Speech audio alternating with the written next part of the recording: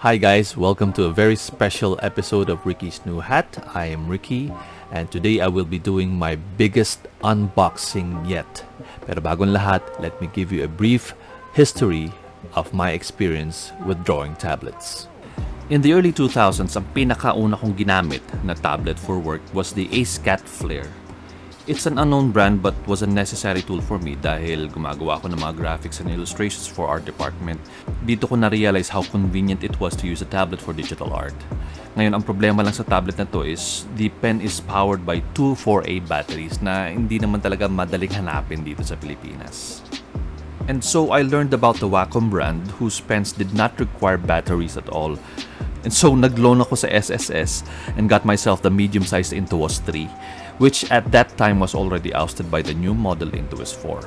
Now, dito ko naman na-experience na magkaroon ng express keys and touch bar sa tablet, which made my process easier. And then, I learned about the more advanced models of Wacom na kung saan sa screen ka mismo magdodrawing. And so, after years of dreaming about having one, my sister Mabe, who really supports me in my art, helped me get a brand new Cintiq 13 HD. And that really upped my game and made every drawing a great experience for me. Come 2017, naglabasan ng mga brands na nakikipag-compete sa Wacom and the Huion Canvas GT191 got my attention. Actually, you can still find the unboxing video dito sa channel ko. Na-enjoy ko naman yung 19-inch screen niya pero na-miss ko rin yung features ng Wacom like the express keys and not having to charge your pen. And so, come 2020, I suddenly found myself having enough funds to purchase the holy grail of all tablets. Ang pagbabalik loob ko sa Wacom. This is the unboxing of the Cintiq Pro 24 with Ergo stand. Let's get started.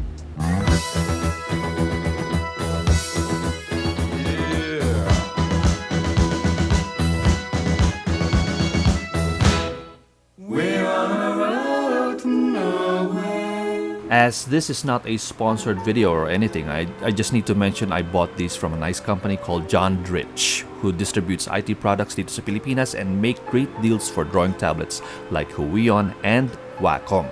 Now you can look them up on Facebook if you want to find out more about the products they offer.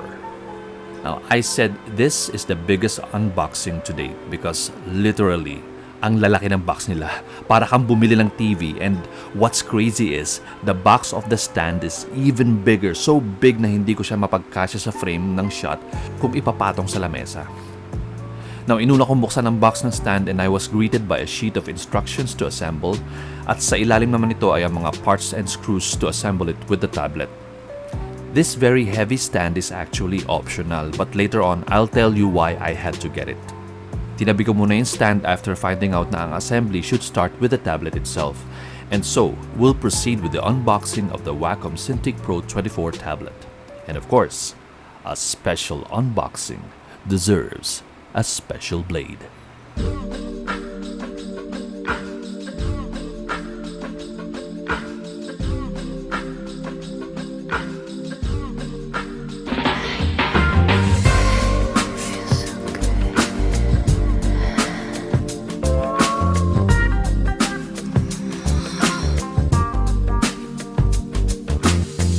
Mr. DIY, $350 lang. Once you open the box, you'll see a diagram on the different cabling options. After taking out the tablet, you'll find the bottom styrofoam containing the power brick and the power cables with different plugs. Underneath the instruction sheet of the top cover are the accessories for the tablet. You'll get a DisplayPort cable, an HDMI cable, a USB-A cable, a USB-C cable, some documentation, a cleaning cloth, a pen holder, a DisplayPort adapter, the Pro Pen 2, the pen stand, the express key remote, and its charging cable. I tell you, iba talaga yung feeling, yung seeing the tablet up close for the first time. Wow!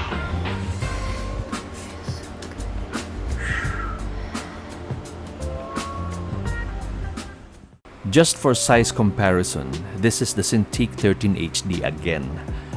May built-in stand naman talaga yung tablet pero limitado lang siya sa mababang angulo and that's not the angle for me. To access the cable port sa likod, we need to remove the back cover first. I prefer to use the USB-C connection para dalawang cable lang ang nakalawit sa tablet because if you opt to use the DisplayPort or HDMI, gagamitin mo rin kasi yung USB cable as well. After installing the driver and testing the tablet, it was time to assemble the stand. Now, it turns out kailangan mo muna ikabit sa likod ng tablet yung part that will slide into the stand. What's nice about the Ergo stand is its cable management feature where you can conceal the cablings within the arm and back panel. Unfortunately, masyadong maiksi yung USB cable that came with the package and so hindi ko na siya pinadaan sa loob ng stand para lang umabot sa laptop ko. Once that was done, tinesting ko naman kung paano i-adjust ang stand sa iba't ibang anggulo. The adjustment levers on the side will take some getting used to dahil medyo kailangan ng firm grip, pero you will feel the stand will hold well. When you turn the tablet on, it will take a few moments as it will detect your connection. Once it's on, the 4K resolution just pops out. Yes, the bezels are annoyingly big, but the side bezels have a reason to be there kasi. As for the accessories, the Express Key remote is quite robust, with 17 customizable keys and the touchscreen for 3 adjustment functions. The round stand is actually a twist-open container for the 6 plastic and 4 felt-tip extra nibs. The nib remover tool is actually the hole at the base of the stand. The Pro Pen 2 has a rubber grip with 2 customizable keys on the side, and on the other end is the eraser tip, which is also customizable. On top of the tablet are 2 slots, depende kung kaliwete ka or kanan, and that's where the pen holder is placed kung, katulad ko, hindi mo gagamitin yung pen stand.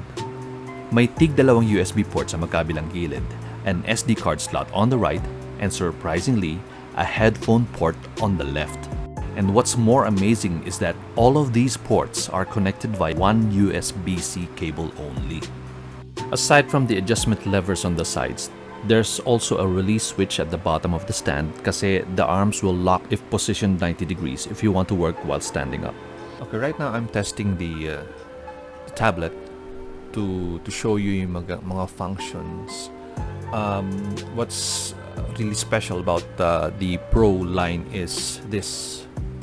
No, this is the Express remote. No, sa digital art kasi, when you're using software like Photoshop, merong mga shortcut keys. No, meron ding, although meron namang on-screen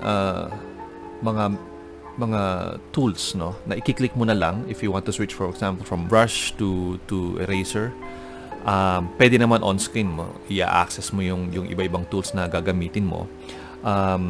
Kaya lang, as an artist, medyo hassle pa yung you have to cross the screen para pindutin yon.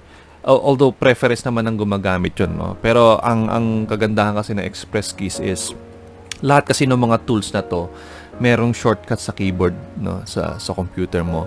Now all these Express Keys pwede mo i-program, no. For example, yung brush tool, ang keyboard shortcut nun is B, ang eraser tool is E. So instead of going to the keyboard and press letter B or letter E, pwede mo i-program dito. Before kasi ang Wacom tablets, andito yung mga Express Keys sa gilid. So inalis na nila yon. I think the Cintiq 13 HD and the yung time na naglabas sila ng mga HD tablets, yun yung, I think that was the last batch, no, na for on-screen na tablets na meron silang Express Keys mismo sa tablet, and then ito pinalit nila doon. It's rechargeable, it's connected via Bluetooth. Automatic kasi pagka kinabit mo yung Cintiq sa laptop mo, magko-connect na siya. And it's rechargeable, no, as I've said. Ang features nitong Express Keys na to, they have this touch, kung if you remember yung iPod ng Apple na yung ring, no? I think doon nagsimula yung concept ng touch ring na yon, na pwede mong i-program. Actually, out of the box, naka-pre-program na itong Express Key, na it has 3 functions. So, pagka pinindot mo ito, lalabas yung kung ano yung function nung touch ring na yon. So, right now, ito yung naka-default sa zoom, no? Meaning, if I draw something here, and then I touch this, magzo-zoom siya. And then if I press the middle button, ayan, makita mo sa screen nyo, yung brush size naman yan. If you look at the circle, itong pinagdodrawing ko, pwede kong baguhin yung size niya through the touchscreen. Okay? Pwede kong liitan, pwede kong lakihan. Ayan. Okay? So, ang laking bagay noon, when you're drawing something and you need to switch from changing this size to a bigger size, touchscreen na lang ang gagalawin mo. Sa keyboard kasi ang shortcut nun is yung open and close brackets na ganun. So hassle, no? Again, sana yan, preference ng artist dyan. May mga artist kasi na merong ganito na hindi nila ginagamit to dahil sanay na sanay sila sa keyboard na all they have to do is that meron silang Bluetooth keyboard and place it here. Ganun ang work process nila. Ako, I try to make the most out of express keys kasi hassle sa akin yung titingin pa or lilingon pa sa laptop ko. So that's it. And then the third function of the touchscreen is the rotate, no? Ang ginagawa naman na rotate is iikutin mo yung canvas mo, yung pinagdodrawingan mo. Zoom out ko lang. So you can see the canvas. Ito yung pinagdodrawingan ko, ito yung drawing area ko. And I switch to rotate. Ayan, niro-rotate niya. Ayan. And what's good about this is, if you notice earlier, magnetized siya. Although medyo nag-slip off pagka masyado ng steep yung angle ng tablet. Pero there are areas na magfi-fix na siyang ganyan. So, ako kasi, when I draw, nakahawak ako madalas sa tablet, sa gilid ng tablet. And eksakto to if I have my hand placed here at magdodrawing ako. And so, yon ang advantage ng express keys para sa akin. So, right now, I'm switching to eraser key. No? Pinindot ko itong left side. And then I will increase my brush size para mabura ko kung ano yung nakadrawing dito. See? And then I will switch to brush key.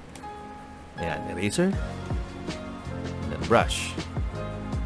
Basically, what I can say about this tablet is it's really huge, no? Malaki siya hardware size because of these bezels sa gilid, which makes the tablet very chunky. Pero may dahilan, no? I don't know what goes on inside, no? I've never seen a Cintiq from the inside. Pero syempre, it's really helpful for you to have these bezels dahil nga meron kang nilalagay na express keys and you can rest your hand on the side of the tablet without interfering kung ano yung work being done. Of course, this is an ambidextrous design for those lefties. Pwede nang ilagay sa kabila yung express remote. And the reason why I also got the ergo stand is for because hindi lang naman ito yung ginagawa ko. I'm not just doing digital art, no. The ergo stand is very useful if you want to set aside muna yung tablet na nakatayo and then push it back and then you need to work on the table space, no. Unlike pagka wala yung ergo stand, ang position lang nitong tablet na to is nakahiga at an angle, no. I just forgot anong specific angle, ilang degrees yung angle niya. Pero enough for you to work on as if you're working on a drawing board na medyo naka-tilt lang ng konti. If I were to work that way, hindi pwede for me, no? Kasi mabilis sumakit yung likod ko. I can't work na nakastoop, kaya mas preferred ko yung medyo nakaangat ng ganito. And so I need the ergo stand, no? Now, the price, you might wonder about the price, no? Ayokong sabihin yung presyo because nagva-vary siya from kung sino yung supplier nyo, sino yung dealer, and then you might be watching this years from now and I said the price yung pala mas mababa, no? Nagdedependa, but this is a very very pricey siya for a tablet. Talagang if you're going to be serious sa yung digital work, you want to work professionally as a digital artist, then all means, if you have the resources, you can invest in the Wacom because this is very durable, number one. Number two, it's very accurate. Number three, ang sarap drawingan niya because may mga tablet na lumalabas ngayon, although ngayon nagre-revolutionize rin yung mga ibang brands, no, yung mga China brand na yung this is edge screen, no. etched glass, they call it, no?